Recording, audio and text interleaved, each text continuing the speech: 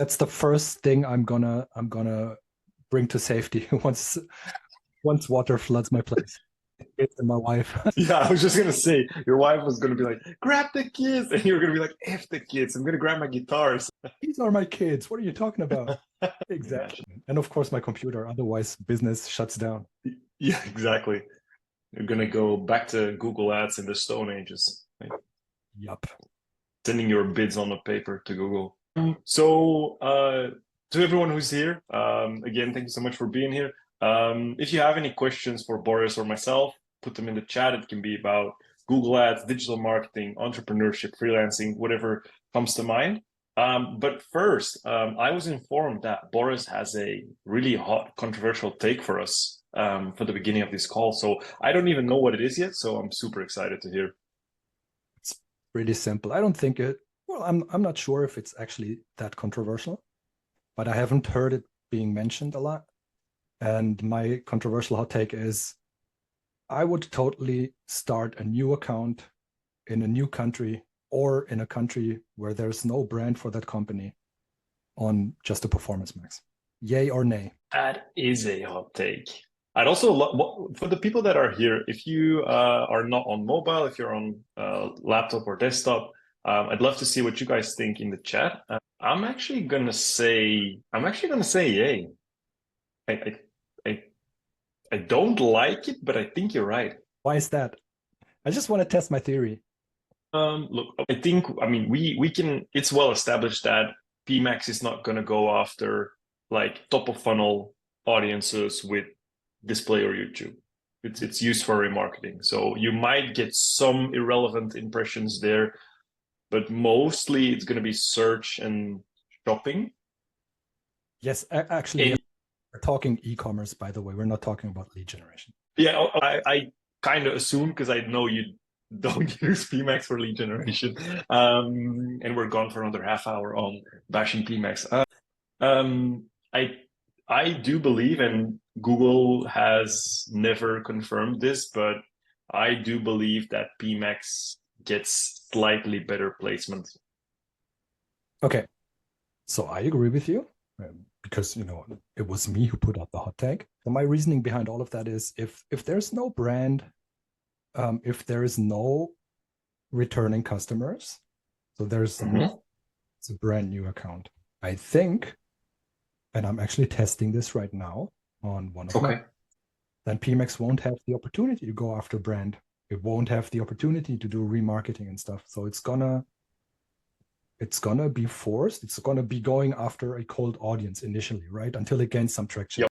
Let's just say the first couple of months, maybe 1, 2, maybe 3 months max, until it's sort of established what kind of results PMAX can deliver. I'd be solely running it on PMAX, and then of course, running all the usual scripts, looking at branded share and stuff like that. And once brand share starts to pick up, then that should be a clear sign for you to either exclude brand from PMAX or shift away from PMAX altogether. But I don't think there's much wrong with starting a new account on PMAX. I actually think it might even be better, to be honest. Okay, if it's an established brand in a neighboring country, for example, I'm not sure in your situation, but if it's an established brand in a neighboring country, there might be some very little brand awareness in the new country. And so PMAX will pick up on these people much more than shopping will, probably, or search. Yeah. So in that case, there's no like cross-border traffic or anything because it's really super unknown. It's nothing that's established anywhere. But yeah, I mean, where I live is near the Swiss border. So that is something to absolutely keep in mind if you have a brand in Germany and then you're trying to cross over into Switzerland, then of course there's going to be some brand recognition. People from Switzerland regularly order stuff in Germany and have it delivered to actually my hometown, where they then pick it up over the weekend. Okay. Due to tax reasons, so they won't be able to have it shipped directly to Switzerland in most cases. expensive, but Switzerland is such a tiny place that you can like on a Saturday, hop in the car with your family, drive, 2 hours, come to a city near the border and do some shopping, grab lunch, and then like go pick up your packages and stuff like that. Got it. Can I be devil's advocate for a second, or is this one of those Fridays where I just have to say yeah, or you're gonna rage quit the call? No, we should disagree more often. So please go ahead. So if you say that it's too unknown to have cross-border traffic, I'm assuming that it's also not like massively big in Germany. So then why are you already testing multiple countries? It's a new client where I'm testing it in one country. No, sorry. So I meant, why are they testing in the new country? Have they tapped out in the current market? It's a completely new company that is starting out with Google Ads. Okay. Should have made that more clear. No. It's fine. I just think that I'm just wondering. I was just wondering why, if it's a German company, why they're not going after the German market. Yeah. In first. No. It's one of those situations where it's a new brand that's starting out in one country. And Okay. Yeah. Then okay, that makes sense. Yeah. Then I do think as long as PMAX doesn't go off the rails, and you'll have the micro script implemented, so that's you can check it. But as long as PMAX doesn't go off the rails, I think it's actually a solid idea. Legion asks, what's the number of brand searches that decide whether there is a brand or not in this country? That's an interesting question. I mean, as soon as there is enough search volume, I mean, you can see that either in Google Trends or, I mean, in Trends it'll show up much later.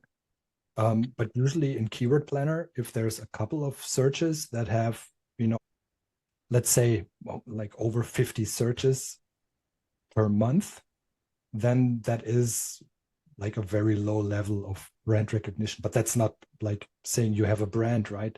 You have a brand if there's brand recall, and you ask people about what's the first thing you think about when I tell you insurance or something like that. That is when you have a brand.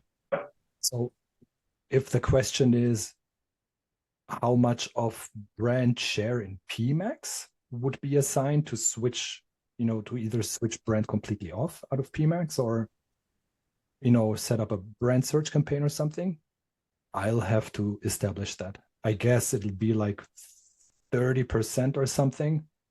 Once it crosses that threshold, then we get into territory where I think a PMAX can rely on going after branded traffic and returning customers and stuff like that.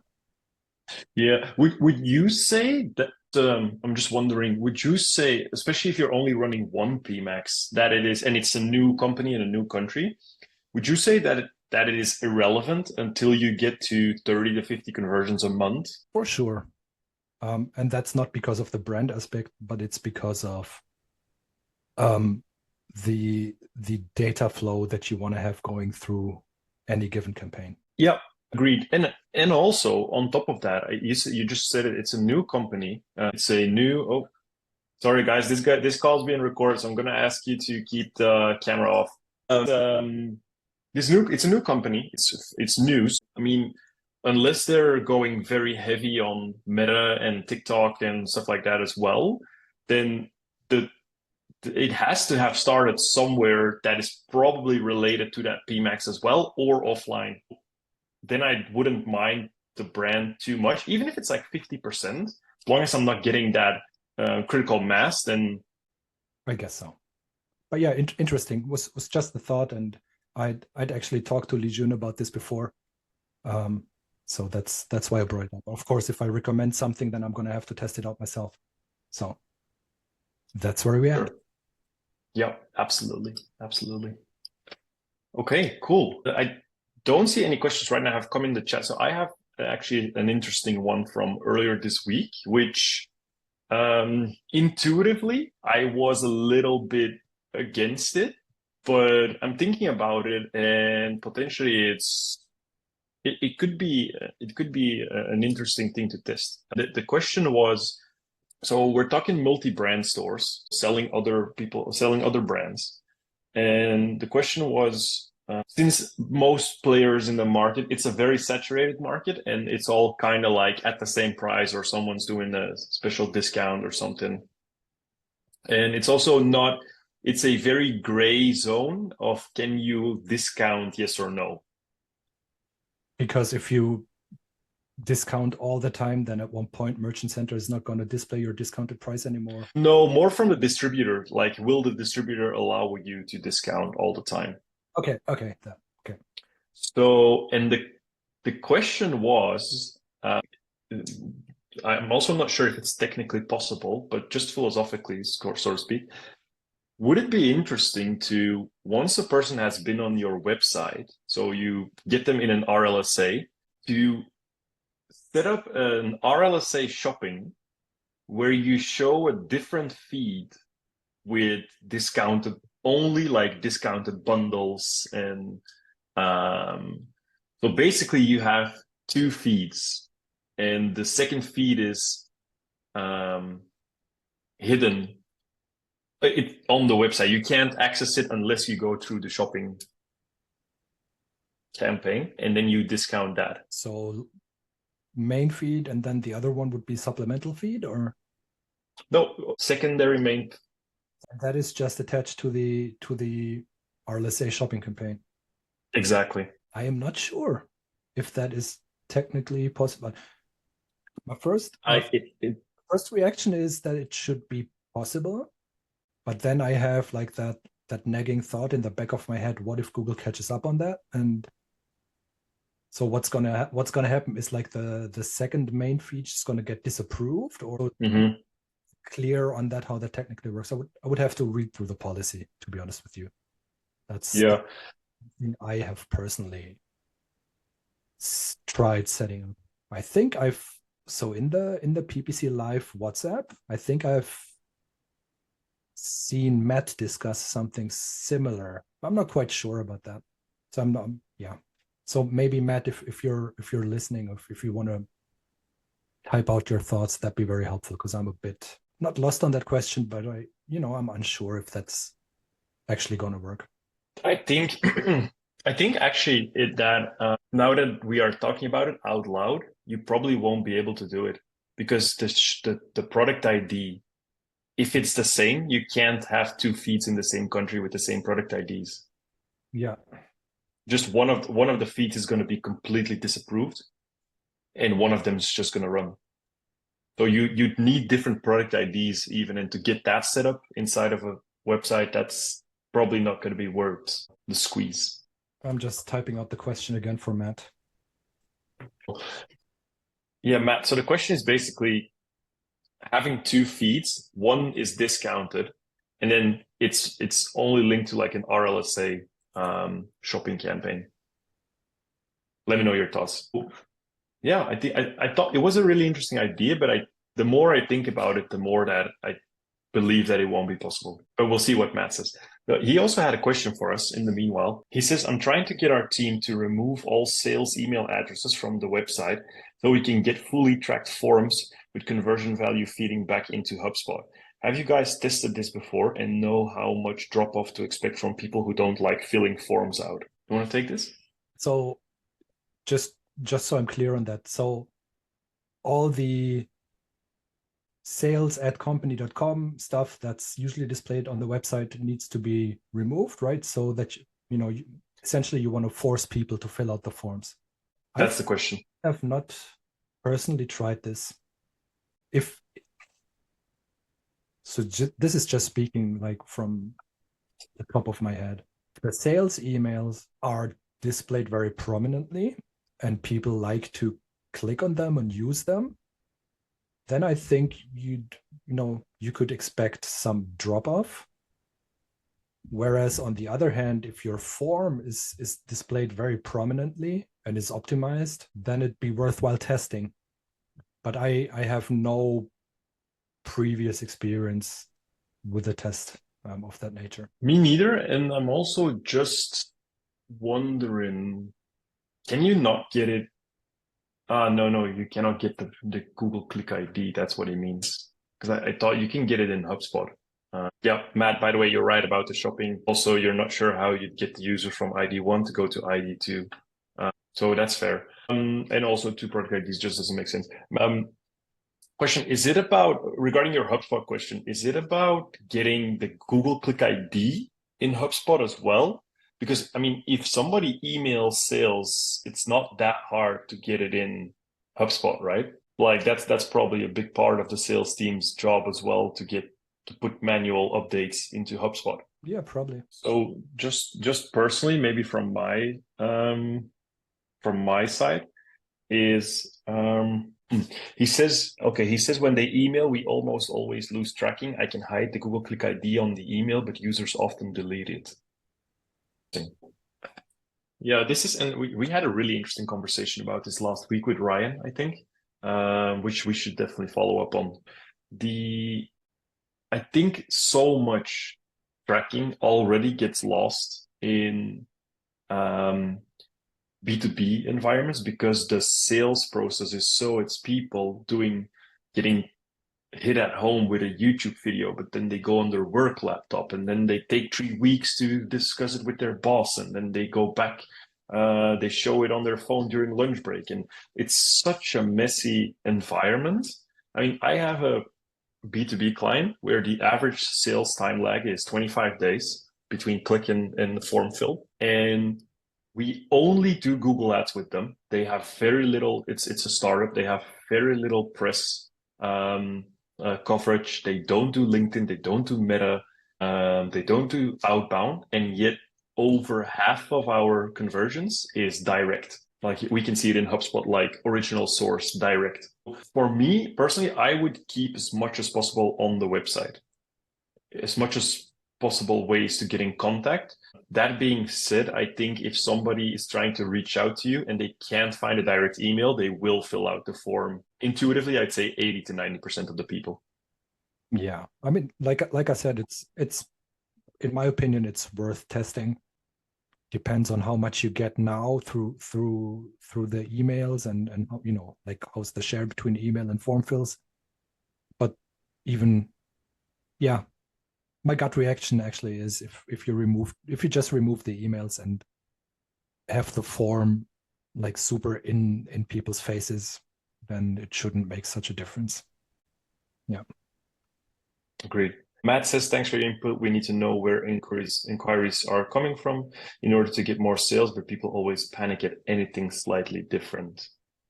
Largona people, Matt. Yeah.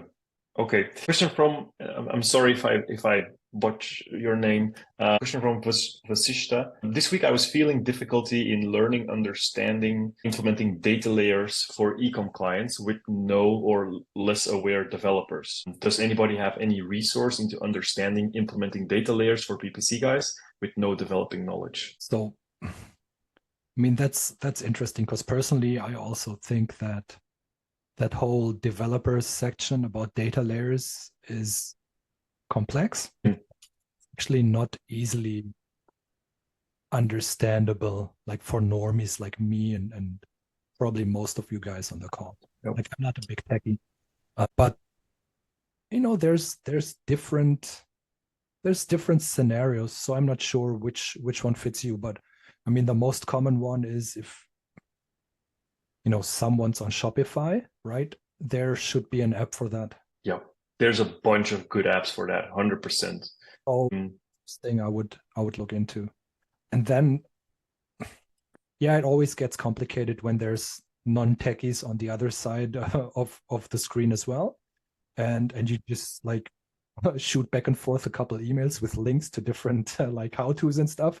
That's usually not a very good sign. So I recommend you look at Measure School. He has a bunch of free YouTube stuff and he has a whole bunch of videos about setting up data layers and like the different events that you can push through data layers and stuff like that. And I mean, even an idiot like myself can understand that.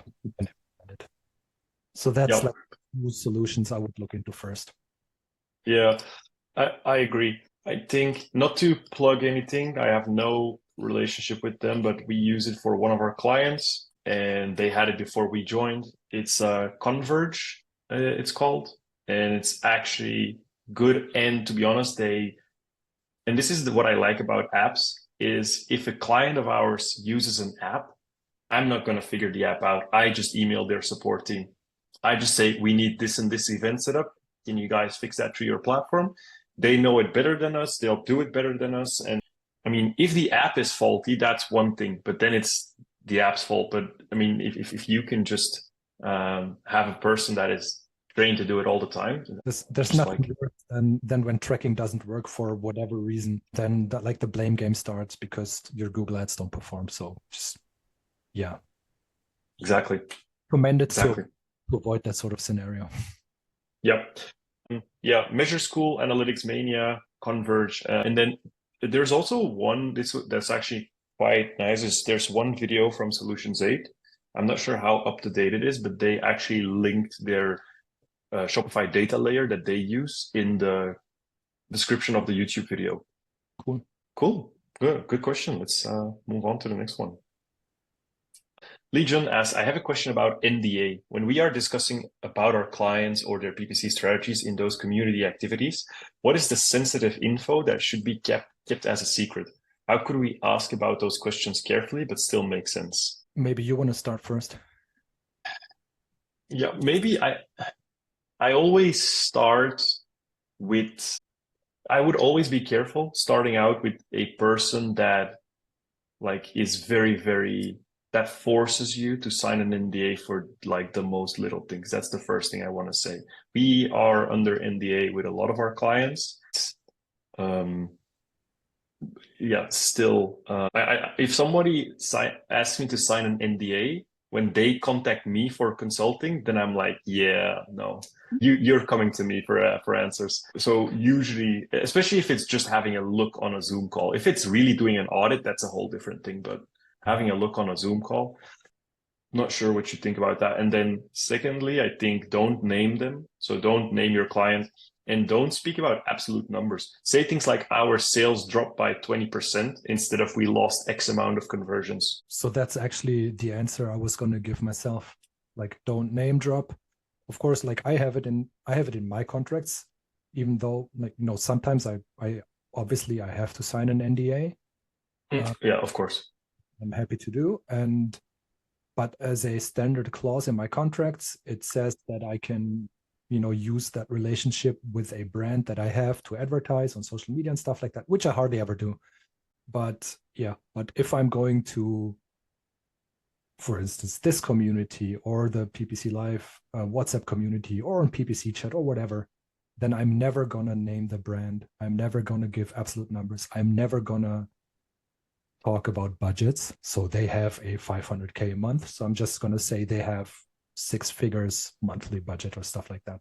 So just make it so that people can grasp like the dimension of the problem that you're having, but don't give away too much detail basically.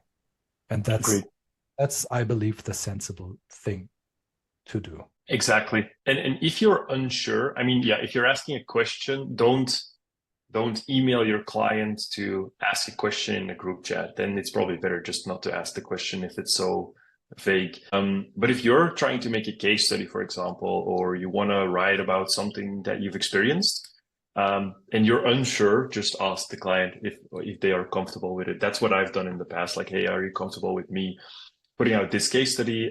As you can see, I have not shown any of your data. So yeah. Question from Lisa.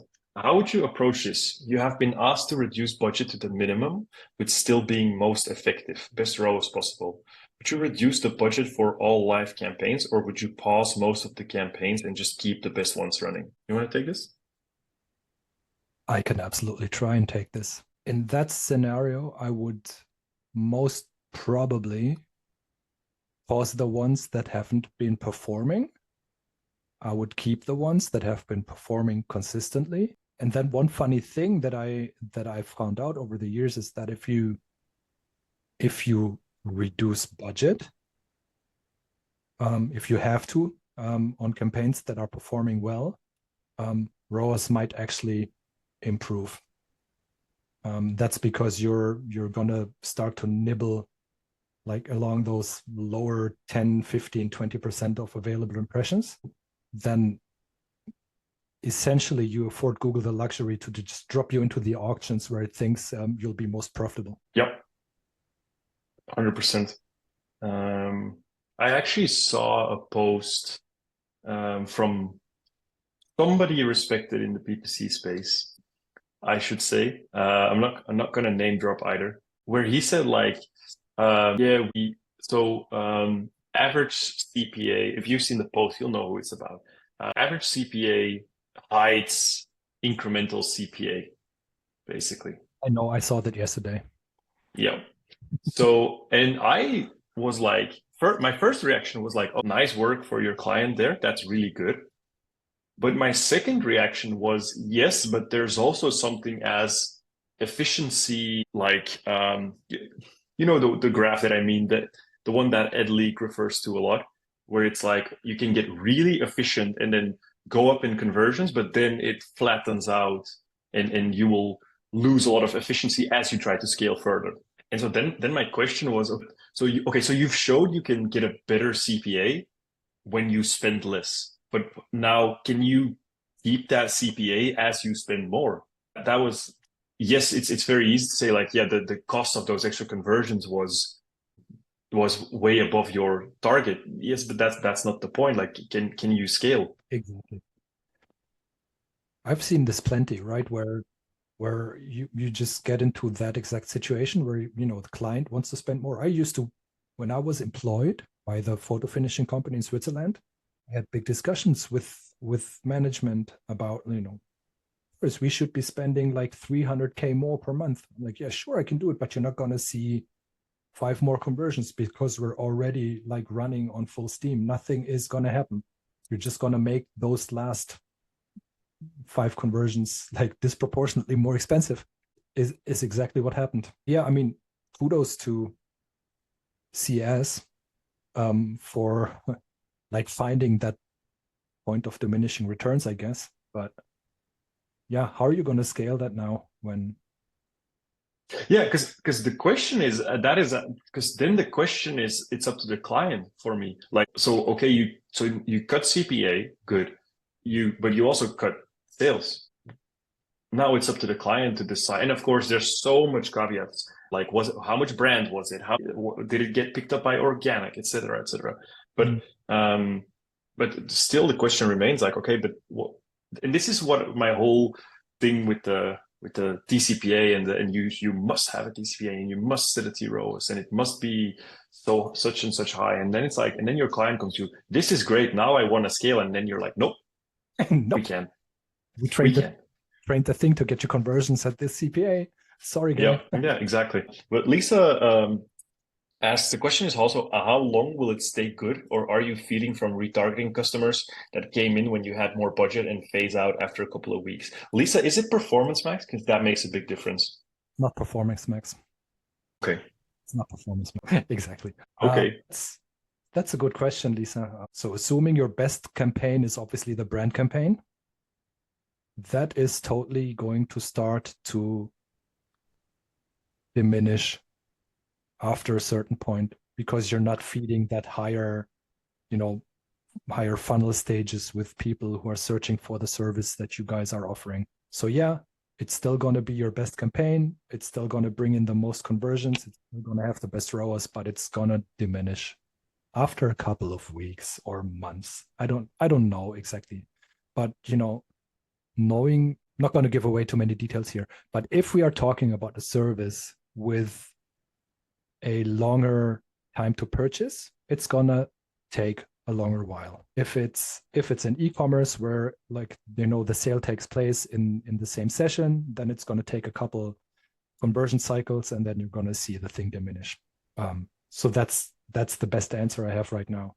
I don't know how long it's gonna take, but it's not gonna stay on the same level, I think, unless you feed it something higher up the funnel. Yeah.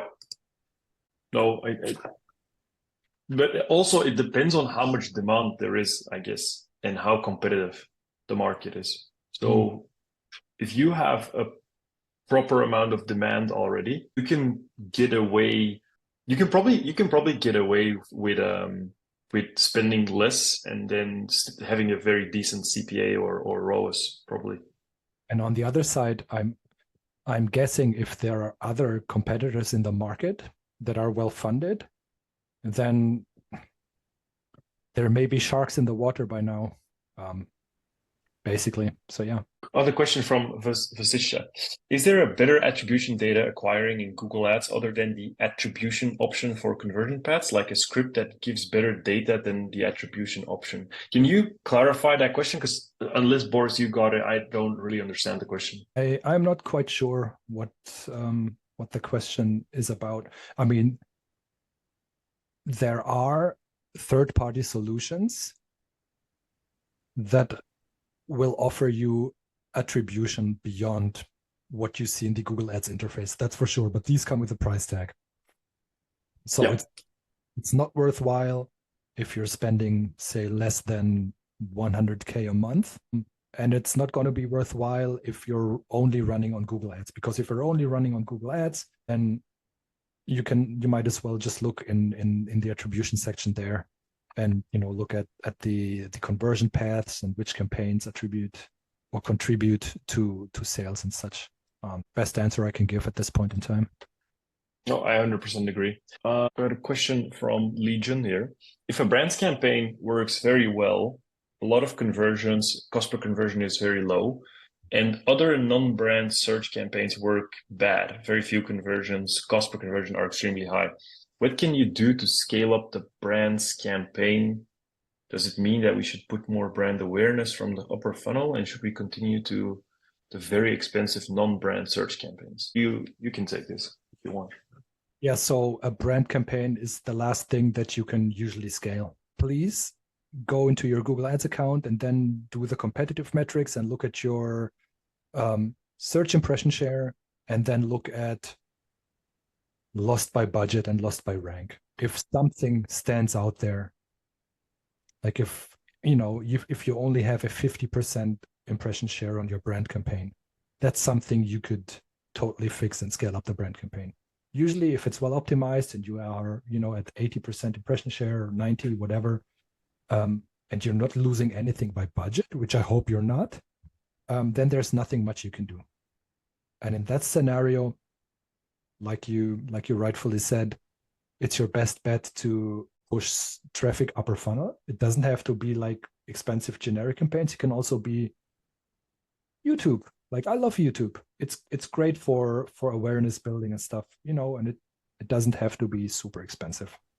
But that decision is totally up to you. Yeah, I would say the same. I think you have to think about not only look. I mean, we take off your data hat and put on your marketer hat again.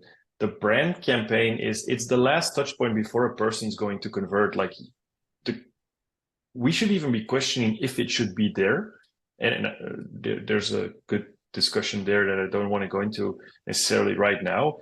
But it's normal that it converts really, really well.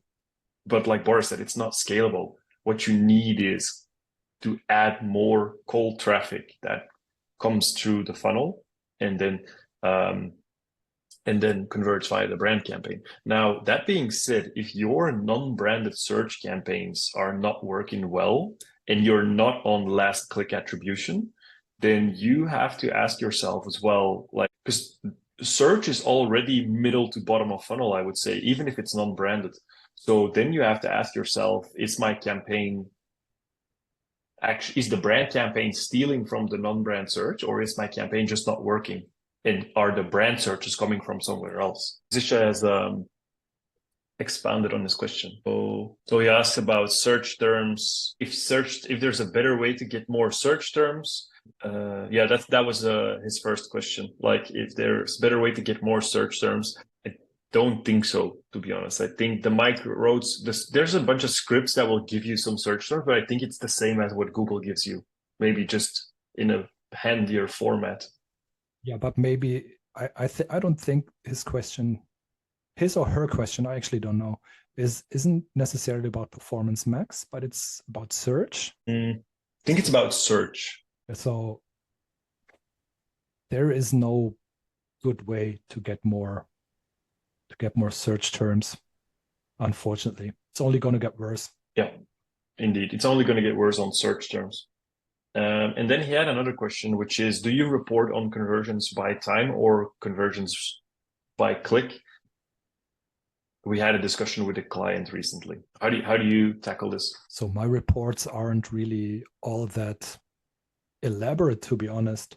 All that someone cares about really is how much did you spend? How much did I make in revenue? What's the ROAS or the profit or whatever? And how's the trend? So these are like the 3 to 4 big questions a report should answer, in my opinion.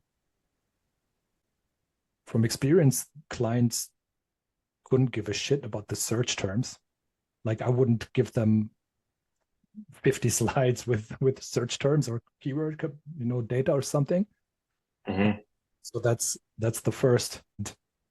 Whether you report on conversions or conversions by time really makes such a big difference if you look at a long enough time frame. And also it shouldn't make a difference if those numbers actually align with what your client is seeing in their backend. So I think that's probably the point of frustration that you're describing, because they don't seem to be matching all too well. That's something that I would look into. Yeah. I also think, the question is always when a client asks a question or a prospect, because if it's already your client, you probably know them for a while. But especially for prospects, I use this a lot, is if they ask a question, first understand why they're asking the question. So for example, if you have a discussion with the client about conversions by time versus conversions, that doesn't sound like a very productive conversation unless the difference is like massive, which then brings up a bunch of questions on its own. But if it's not, then there's not really I can understand. For example, I have a client, I've spoken about them multiple times. It's in the indoor space. They have a long time lag. And so we use ROAS by conversion time, but I explain to them why that is. And I show them like, look, between a click and a sale, on average, it takes people 16, 18 days, whatever, to convert. So if I do monthly reporting with you guys, then half of the month hasn't even bought yet, but I already spent the money. And so I think that's a very sound explanation. Matt says, if you want clearer visibility on search terms, use Microsoft and feed what you get from there into Google. They only hide about 15% compared to 50+% on Google. Yeah, he wanted to say hide. Yeah, got it. Interesting. Okay. Do you run a lot of Bing ads? I do right now, actually. Yeah. Yeah, nice. What's the results that you're getting? Is it B2B? Is it e-com? What are you running? It's a mixture of both. As a little bit of background for everyone on the call, I'm currently consulting with an agency group in Germany, and they've handed over a bunch of big clients to me.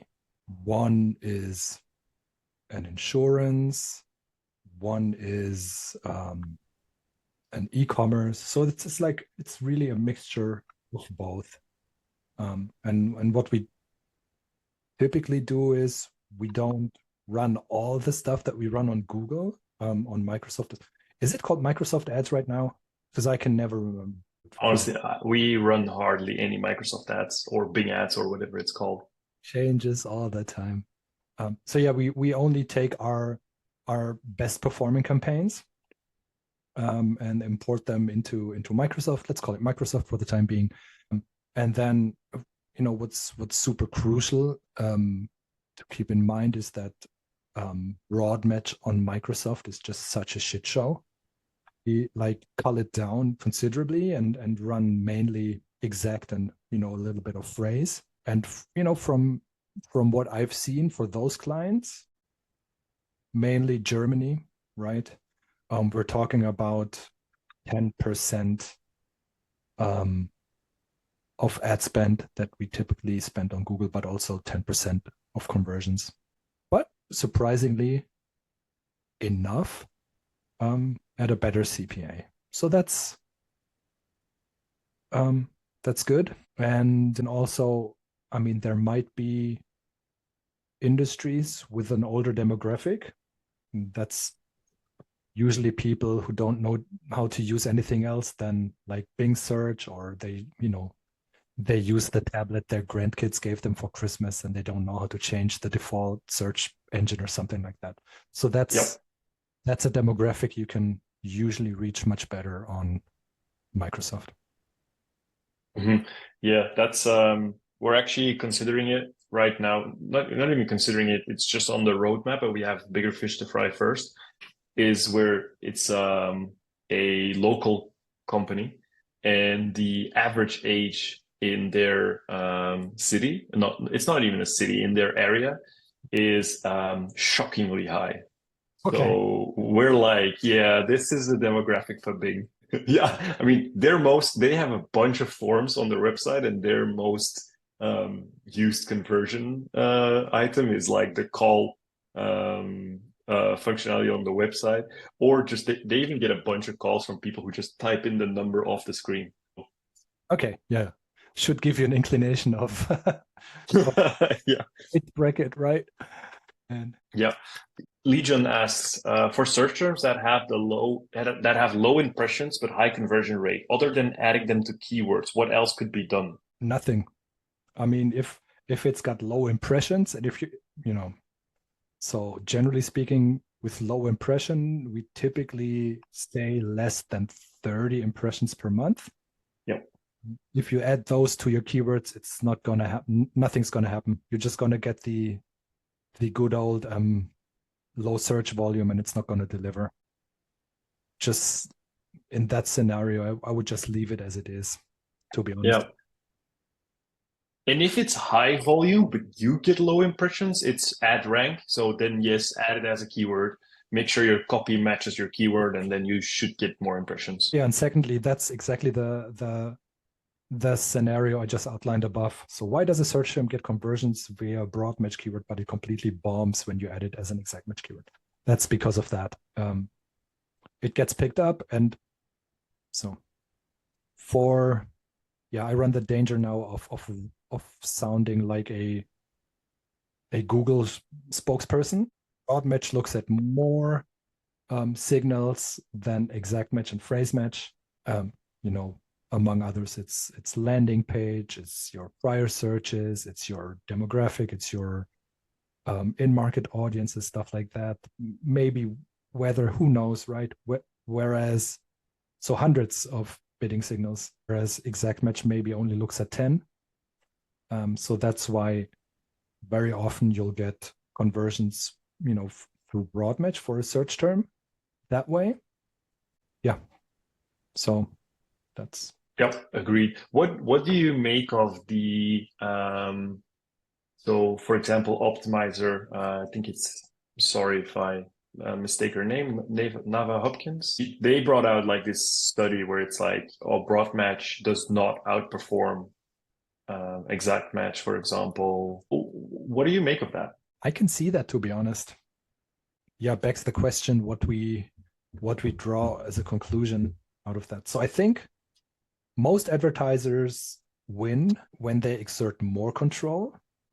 And by most advertisers, I'm talking about, people on a not so high budget. The scenario drastically shifts if you cross like that 200, 300K a month sort of threshold. You just can't scale through traditional means. And that's when you just need to give up control and put broad match and performance max, something, right? So yeah, to me, the question is, have we not learned how to set up broad match campaigns properly?